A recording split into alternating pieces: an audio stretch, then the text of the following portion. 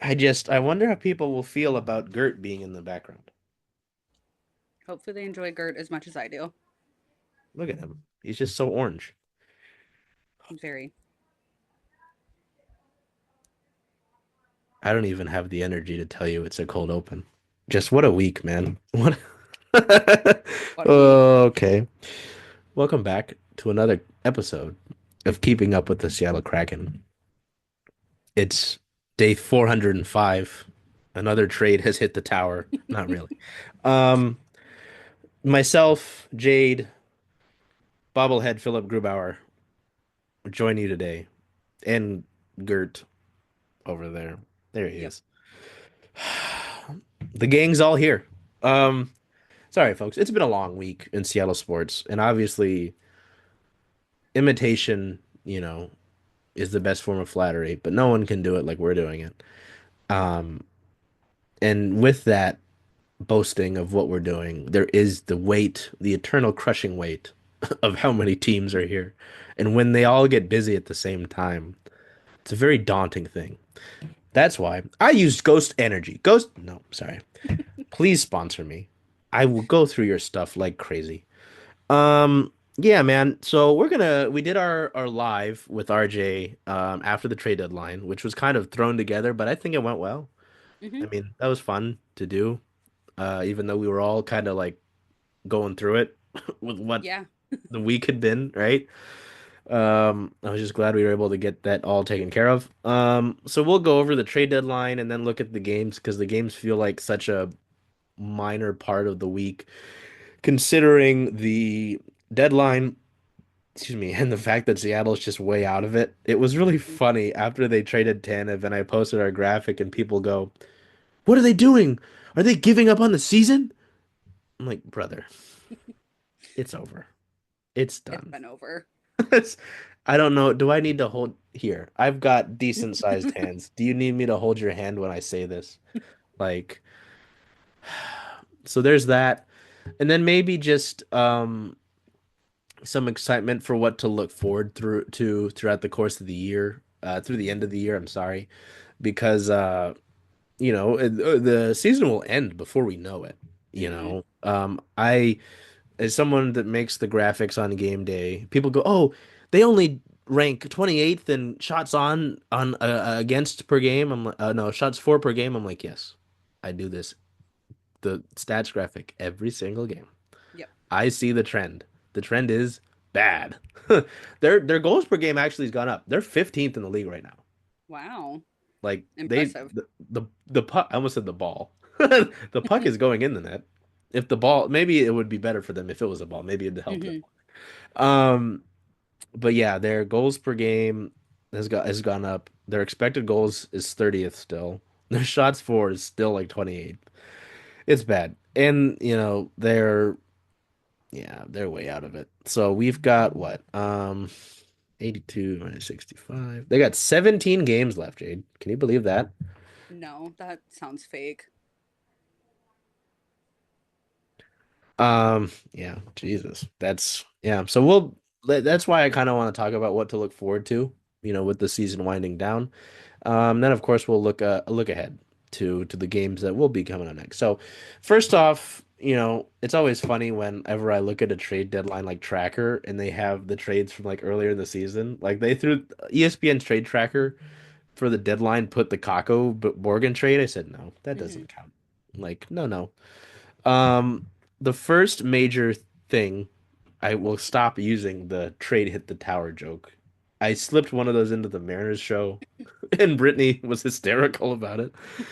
On the 5th, around noon, the Kraken traded away Yanni Gourde and Oliver Bjorkstrand in a deal to the Tampa Bay Lightning. Now, this was interesting because Jade and I have talked about it. Just about everybody's talked about it. Um, no matter how many people will put out trade deadline targets the week of the deadline and act like it's new information. Um, Yanni Gourde expected.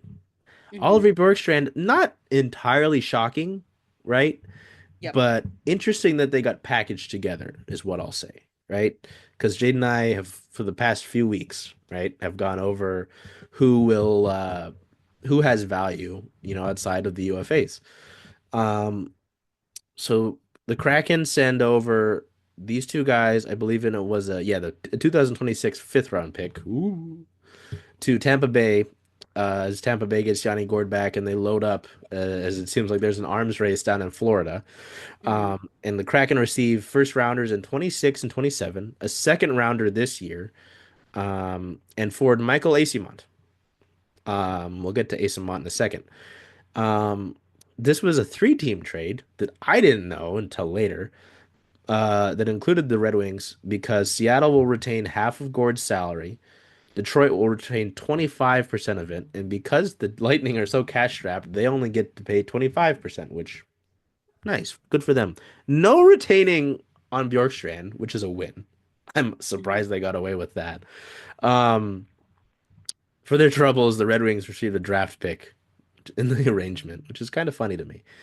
Um, yeah, I mean, this is a deal that, I mean, two first rounders. Oh, that's right. And with the first rounders, there's protection on those first rounders because they're top 10 are protected. So if either of them um mo if either moves back and becomes a 2028 pick due to being in the top 10, Seattle receives an additional third round pick in that 2028 draft. If both of them slide to 2028 and 2029, Seattle uh, receives a third round pick in 28 and 29. So you you move a guy who is going to become a free agent this year. You Hmm. move a guy who, yes, was valuable, had a contract through next year, but there's no guarantee if he was going to be here after that. So you could have lost him in free agency, and or the fact that he's again, as I've said it on multiple occasions, whether it's on this show or on the live stream, there's an Oliver Bjorkstrand on the championship team. I believe that he's a Middlesex guy. That's his Hmm. ceiling, right? You move those guys off for two first rounders. You don't have to retain on Bjorkstrand. Um, you've got a second round pick this year, right? And you've got protection for those first round picks. It's pretty good. Yeah. Like that's pretty good. I think the biggest things, and I'll get to you, Jade, in a second. I'm not putting Jade in a corner. There's only two of us, so I can't put you in a corner. It's just you're on one side or the other. Yeah. Were the comments on it? Because it seemed like Kate Shefty, who was on the road trip for the Seattle Times on this one, got exclusives with Ron. Um, this was telling and it made sense kind of after the deadline passed. He said that he's not necessarily looking to move a lot of players with term, um, which only left like Brandon Tanev and Josh Mahura. He just said, I just don't think it does us any good here. And then he said, we're not looking to move Mr. McCann at this point, which shot down the fact that, and I know I had Jade, Jade's like my ace in my sleeve for this because she has her kind of eyes around the entire league, right? How people had been talking about how certain teams had called on Jared McCann, right? That not Hmm. Seattle was engaging in talks. Even Um, on Friday morning, hmm uh, when I was awake for far too long, there was a bunch of um, rumors that Winnipeg was trying to get McCann, and obviously that didn't happen. But that was I saw like people were already writing articles about it and like had drafted articles and all this stuff, and I just at no point did I think truly that Ron Francis was gonna move McCann. Like there was a part of me that was like, okay, never say never. Anything can happen. He could have moved Joey for all we know. Like the possibilities are kind of endless, especially at a deadline like this was. But yeah, I saw people up to the last minute still like the deal's gonna happen. They're gonna make it work. And the whole time I just was like, no, they're not. That's not real, not happening. So that's my little 2 cents about McCann. Yeah, no, I mean, people get wacky around the trade deadline, right? And Mm-hmm. especially this trade deadline with what happened. Yeah. You could trade away your captain of, a guy that's been there 16 years to a division rival after Yeah. giving him an insulting offer. God forbid that, right, Jade? I mean, Mm-hmm. why would, how foolish. Um, yeah, no. I mean, so that was interesting and that kind of set the tone for the other trades. Did you have any thoughts on this one? I mean, were you surprised? Again, I think the biggest surprise about it was Bjorkstrand's involved, at least to me. I would say that was a little bit like, I guess my reaction to it was like, okay, yeah, we all knew that this was going to happen. And then I was like, wait, Bjorkstrand? And like, kind of a little like, huh, weird. Okay. Anyways, moving on. Like, it was a little bit, I didn't expect that quite as much as I did Gourde. And Gourde was one that I was anticipating fully. Like, I would have bet money on him going to either the Leafs or back to the Lightning. So that was one that that was not a surprise to me at all. Um, and I actually didn't anticipate getting a player in return. I was expecting like a prospect and draft picks or something. So I guess that was the more surprising part to me than anything. Yeah, I think when the Friedman report came out about this one, um, because God, I gotta always be somewhere going somewhere when a trade deadline happens. Like I'm sitting in a coffee shop downtown and my phone starts blowing up and I said, "Oh shit." Mm-hmm. I thought Connor Geeky might get involved, and I said, "Hey, ooh. Mm-hmm. Two first rounders in a second. I will take though. Like I'll take Yep. that." And it clears Absolutely. some cap off the books. Like again, not to bash Bjorkstrand because again, he's a great player. I would have loved to keep him going forward, but with the value, yeah, and even Francis said uh he wasn't in a hurry to put Oliver into any deal.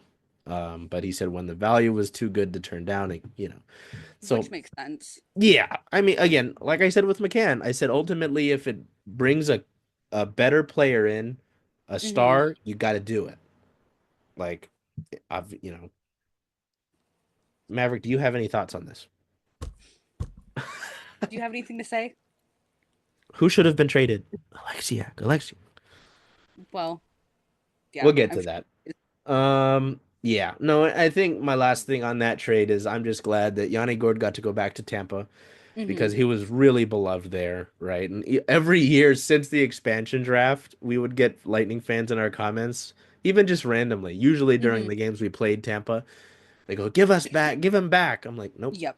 Mm, no, no, no. Yeah, I'm very excited for him and his family. Oh yeah. I know based That's on all of their posts, they seem so excited to be going there. And I kept making jokes that now Bjorkstrand's beach vacation can never get ruined because he lives by the beach. yeah. Yeah. So I think that there's perks everywhere there, Oh and they yeah. got to go together, and And that's always good.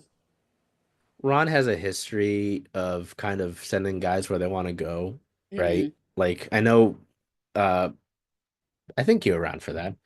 Um there was a chat that we're in that brought up Giordano. And I remember, when it became apparent that this team in the inaugural season wasn't going to do anything, and with Giordano essentially near retirement, Hmm. they wanted to respect him. And so they sent him to Toronto.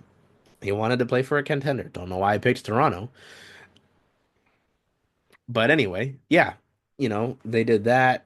Um, there's a few other things. So, and then on official deadline day, the other non-surprise was Brandon Tanev being sent to his former team, the Winnipeg Jets, for a second round pick in 2027. He had been held out of the Nashville game on Thursday due to trade related reasons. They basically you don't want to damage the goods. Hmm. Um, I mean, there's nothing surprising about this. Like a guy that will kill penalties and bring energy. Like that Winnipeg Jets team, I don't think they need much more, and like maybe rounding out the edges, Yeah. and Tanev will do that, right? So, um, yeah, let me I'll round out the deadline, because everything I have to say about these guys just kind of is overall. Right after we got the announcement after the deadline passed, because for those that don't know, I need to explain this. Um, that is not being mean. It's just like people seem to be confused by it, and I want to Hmm. explain it. People are like, why are the Kraken posting about the Tanev trade like 2 hours after it's like reports came out about it? Reports and official are different, right? I didn't get the press release for that until when the team posts about it. There is a that's just naturally a thing anyway, because Hmm. teams are going to see Friedman post and be like, "Oh, we have to post the extension now." Yep. No, that's not a thing. There's like just like any job, like any office, like that needs to go through officially. There's paperwork, right?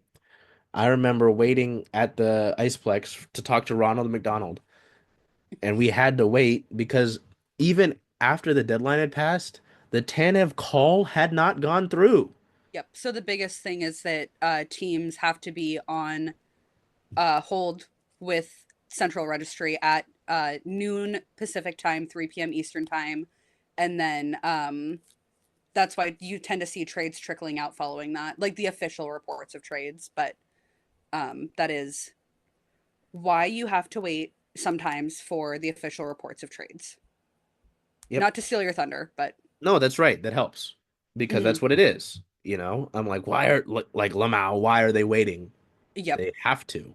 Like, I think they get in trouble if they go ahead, and try to beat the process. Like, we didn't know Mhm. that Sprong had been traded to, excuse me, New Jersey for what, a seventh, Yeah. until the very end of Ron's availability with us. Like, Hmm. we were told, hey, there's like one minor thing, but that's it. I'm like, oh, okay. I'm like, who's getting traded minorly? Yep. Like, and even at the end, like Tim Booth with the Times goes, so you're trading someone from Coachella Valley, and Ron kind of smirks. He goes, yeah, that should become official any day now, or any time now.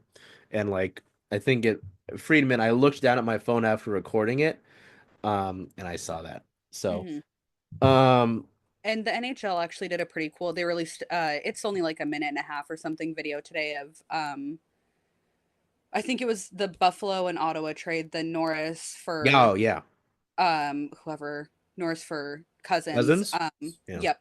That I can, when you post the link to the podcast, I'll reply with that video because it was actually pretty cool. I like getting a look into how things work because I like to know how things work. But it was a pretty cool like minute video that they did. yeah. I like when they do that, just so people know. Hmm. Because yeah, I'm like, first of all, give some more like not wait, some patience and like time and space to the people who work for these teams. Like Yep. the social media admins are doing their best, you know, like Hmm. they can only do so much, especially when you're replying to them when the team is losing. They can only do Yep. so much. Them typing on Twitter will not make them better. Yeah. Unfortunately. Um, so yeah, Daniel Sprong to New Jersey for a seventh, you know, the Jack Hughes replacement, Jayd. The Jack No, Hughes totally. replacement. They um stupid devils. Anyway, Agreed. um yeah. Like so, I mean, I think RJ, when we were talking to RJ, he said it best, is that really this um wow, I completely wiped my brain. Um, oh, he did the minimum, right? He traded Gourde and Tanev, and that's expected. They got Sprong a new home because he was rotting away in Coachella Valley. Um, and they did get more value because they packaged a guy who had term. So I guess Hmm. it's not technically the bare minimum, but it's still like I was really hoping that Jamie Alexiak would get moved just because I think the decor needs some change. I don't think Jamie Alexiak has lived up to his current contract. I don't think he Hmm. plays to his size. I don't think he takes advantage of his abilities. Um, and from what I read, I thought you might have retweeted this because there's always, again, when I mentioned Jayd being like an ace up my sleeve, it's because Jayd will like retweet stuff around the league that I wouldn't even have known about. I'm like, okay. Where Winnipeg wanted to move for a guy like Alexiak, but it never materialized, Yep. right? Um, so I find that interesting, because it sounds like at least they were working on it and it just never got to what they might want it to be, or Seattle was maybe more bullish on it than Hmm. anything else. So, Which isn't um, surprising given some of the other trades that we've learned about that didn't pan out for Jesus. a first round pick. Um, Anyway. yeah. Um, yeah. So you move a decent amount of cap off the books. You Hmm. get these draft picks. And as I hammered home on the live, that's five first rounders in the next 3 years, five second rounders in the next 3 years. So 10 picks within the first 2 rounds. That's a lot of ammunition. And from what I understand, the 26 and the 27 drafts are supposed to be pretty loaded with talent. So you've got that. They're not going to trade every single one of them. They're not going to draft somebody with every single one of them. That, and then once we get to the off season, Seattle, uh, barring, Seattle right now, per the Puckpedias, has 21,752,620 dollars in cap space. Okay. They have 10 million right now, which doesn't matter, but Hmm. sign Phil Kessel? No, I'm kidding. I'm kidding. Um, you take that. Oh, that's right. I can do the GM mode on. I like when I can play with the toys. Um, the cap will go up, so that helps them as well. It Hmm. helps every other team in the league, but it helps them, right? Oh, I have Especially with to. the housekeeping that they need to do in the off season with Yep. uh Capo, Kako and Riker, yep. And if some they other want decisions they could make. Oh, Ty yeah. Cartier is up too. Yeah. So some other decisions they could make. So they've Hmm. got those picks. Um, and they've got $21 million. Milo, listen up. Cover your ears. Got it? When they buy out Philip Grubauer, right? Because at this point, like he played really good in the Flyers game. Don't Hmm. uncover. They, um, it just with how the relationship has been when they send him down to Coachella Valley, like I don't think there's coming back from this. Hmm. And it's probably better he finds somewhere else. I'm sure he'll get some more playing time. There are teams that'll take him. Buy out that contract. That moves you up to 25,669,000 in cap space. Okay. 25 million, even better. You'll have to sign a backup goalie, I think 10 million per year. So that would drop you down to 23, but walk with me, okay? If you trade Andre Burakovsky, that's great, but I would just even buy him out, and that pushes Hmm. you up to $29 million, okay? You take out the goalie that you're gonna have to sign, that's like 22 million. Wait, no, 27 million. Sorry, I put the two in the wrong place. Yay, mental issues. Um, Yay, math. okay, Milo, you can uncover. You take those contracts, you got like $27 million. Hmm. You can sign Capo Caco for 4, 5, probably closer to 4 million AAV. That moves you to 23 million. So you take care of that. Um, take care of Riker Evans, and you're still even after the Evans and the Cartier contact, because I don't imagine Cartier is going to cost much. Like you're still at like 19 mil, let's say, in cap space. That's still a heavy chunk to play with, Hmm. and you've got all those draft picks. So they are kind of like the Seahawks right now. Like there's pieces on the current roster that are solid. They've got the ammunition, the resources, the currency, whatever you want to call it, right? Hmm. To be able to heavily improve that roster. It's all up to whoever's in that front office to do the best thing. You can move Jamie Alexiak if you want and say, hey, oh shoot, no, I just want to do a quick trade. Get him off of my team. I don't know. You'd move 4 million off the books. That makes even more.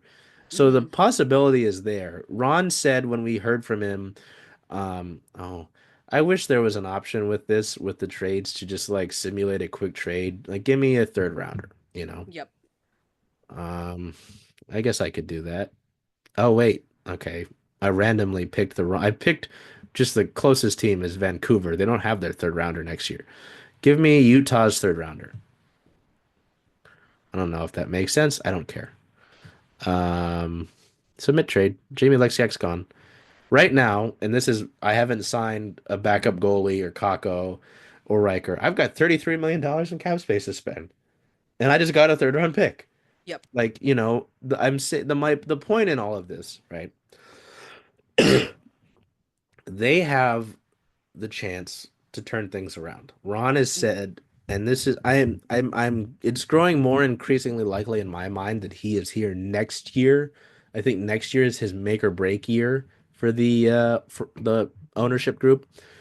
Um, like retool, okay? I know people are Hmm. tired of hearing me say that, but that's just kind of where we are, okay? Yep.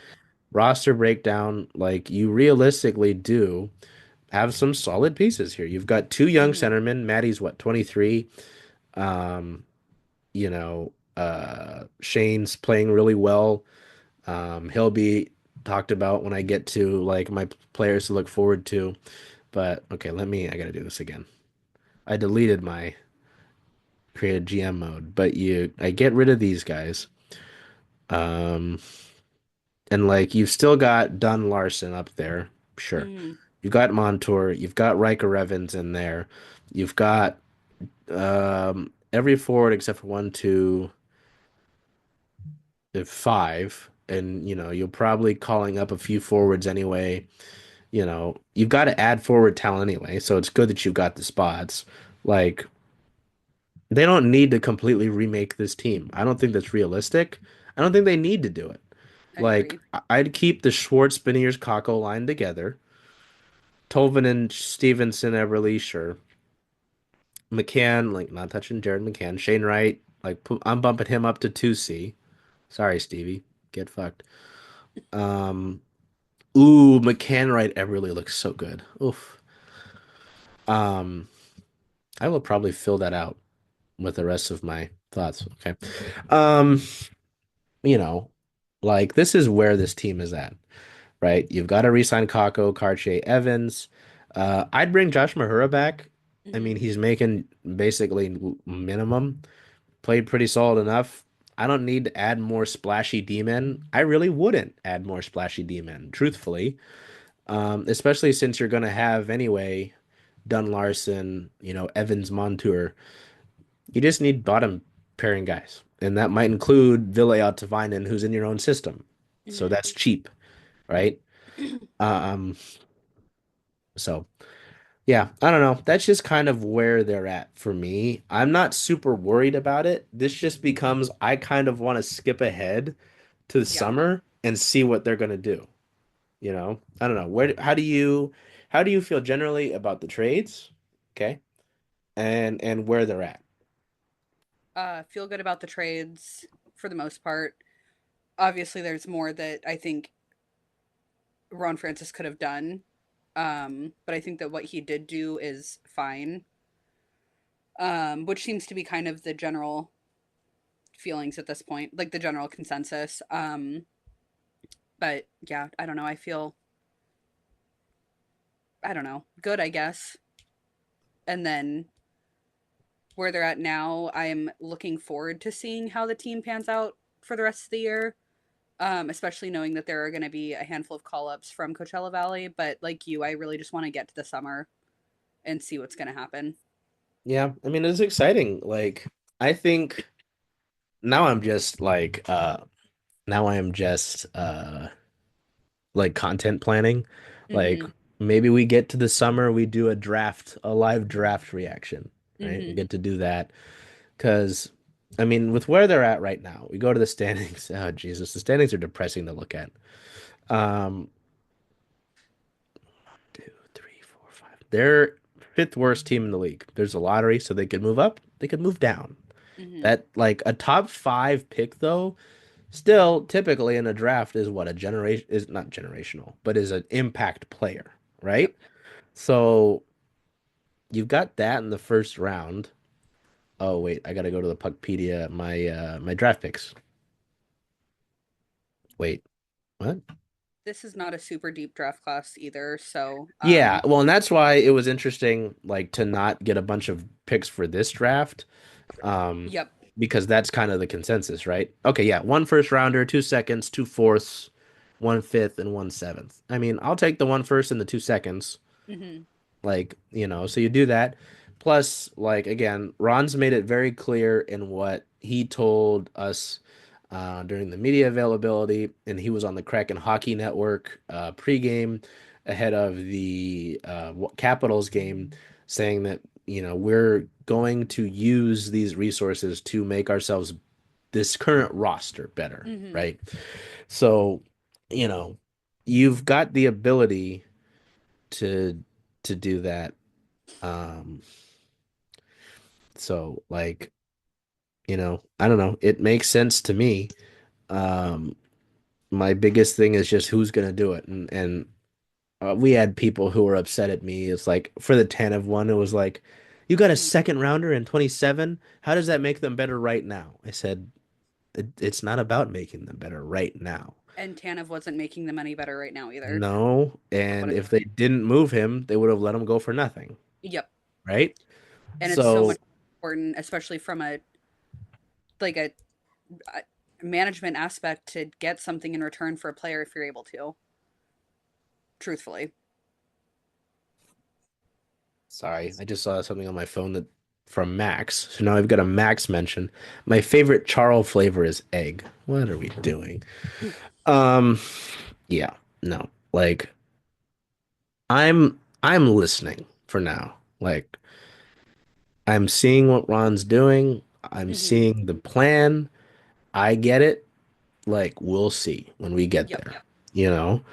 Um, there are gonna be guys. Oh, and then there were like with the resources, there were people like, "Oh, who's available in trades?" I'm like, every summer there's a. I didn't think Logan Thompson was getting traded, and he's Mm-hmm. having like a career year in Washington now, right?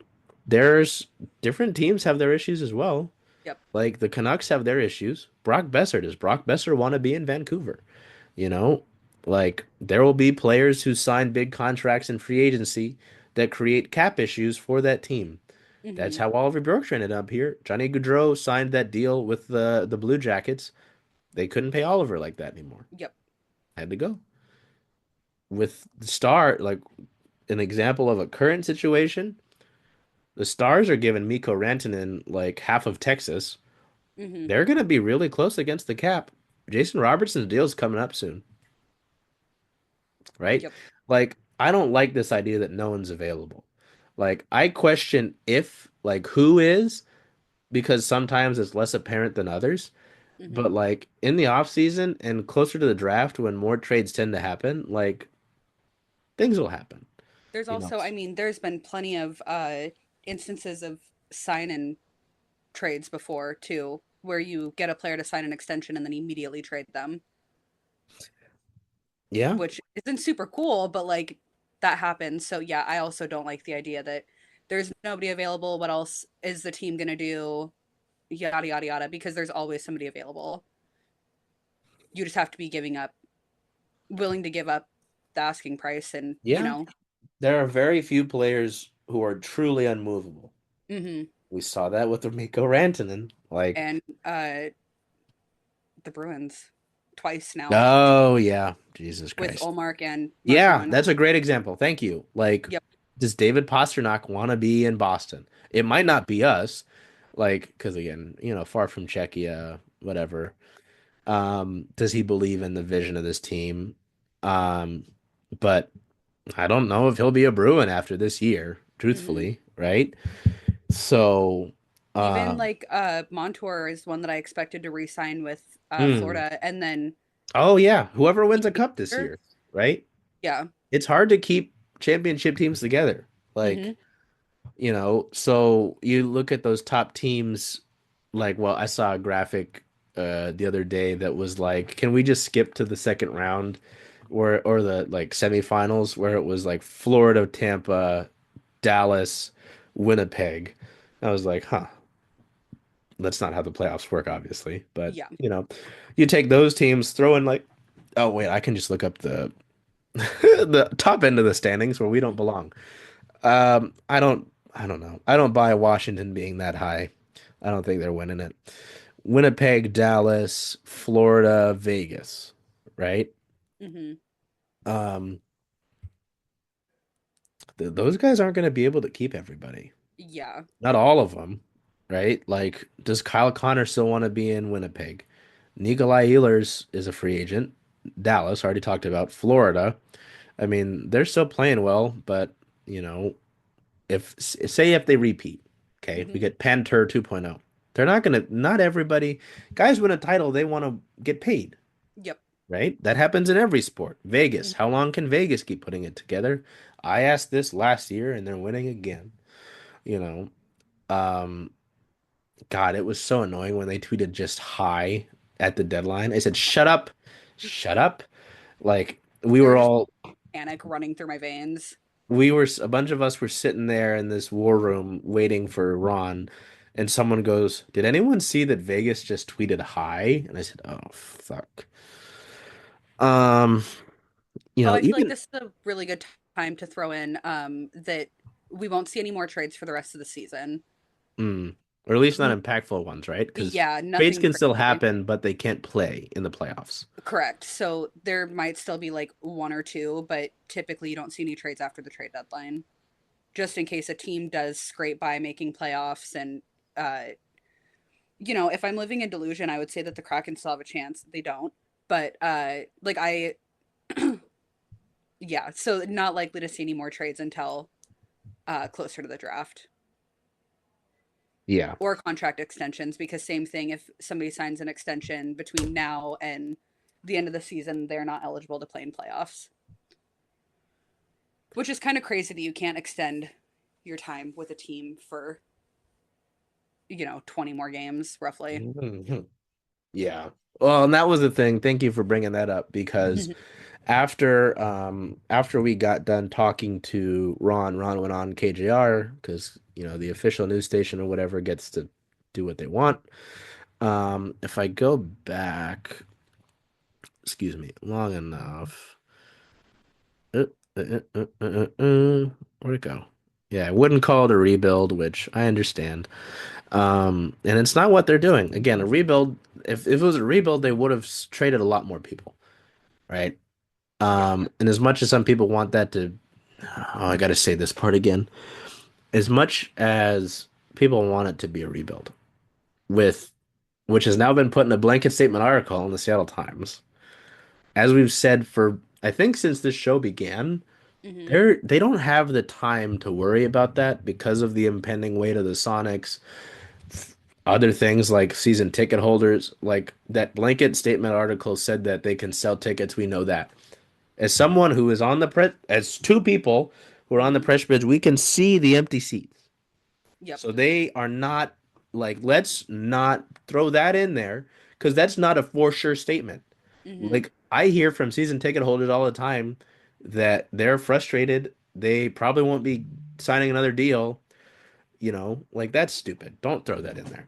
Yep. So let's not act like, yeah, it's some for sure thing. Um, they want to win so they can get this fan base. Fan base, more people equal more money, Hmm. right? Following me. So, and with a pretty solid core, I'd say, and some guys who should be ready in the next few years, like they bring in some decent pieces this year, you'll then have waves of talent coming in. In an Hmm. ideal world, it doesn't always work out that way with this ideal world idea, but like I don't think this idea of retooling is the most outlandish thing. It has to be executed properly, but I like, you know, maybe I'm drinking the Ron Francis Kool-Aid a little bit, but like my point is I can see what they're going for, right? Yeah, I think drinking it a little bit is okay, but yeah, I don't know. The people online have just been on one since, I'd say, like the week leading up to the deadline. Just trade everybody, break the whole team down, who cares, whatever. And that's also not going to do anything, because if you want results now, if you want the team to start winning and then you enter, we have said this exact same sentence 800 times. I'm not even going to finish it. You all know what I'm going to say. Yeah. So that's the thing. Like, it's pretty clear what's going on. Um, you know. So anyway, where were we with Ron? Yeah. Oh, I mean, it's funny that this even needs to be said, but Ron said, We're not looking to save $20 million. We're looking to spend that. We're not looking to cut corners. I'm like, yeah. He said, I think on the Kraken Hockey Network pregame today that they expect to be right up against the cap next year too, as they were coming into this year when they were fully healthy. That's why I thought Tanev would be moved because eventually they wouldn't be able to afford it. And I said, hey, Mhm. easy solution. Um, I'm gonna save this one until we get to things we're looking ahead to. And then Francis on Capo Caco, we'll get a deal done with him after the season. So um, I know people keep asking for Ron to make that extension happen. I think we talked about it on this show. Ex like I'm sure he wants to focus on the season and the Mhm. fact that he's getting acclimated to a new city, new team, new blah blah Yep. blah. And they want to revisit that, you know, when they've got more time to do so. So Mhm. Hey, Charles. Hey, Jen. Hey, where are you going to watch all those Kraken away games? Kraken away games, making a push. I was thinking of coming here just because Rough and Tumble is the home of circling Seattle sports, only if that's okay with you. I mean, I love that idea. Hope to see you here.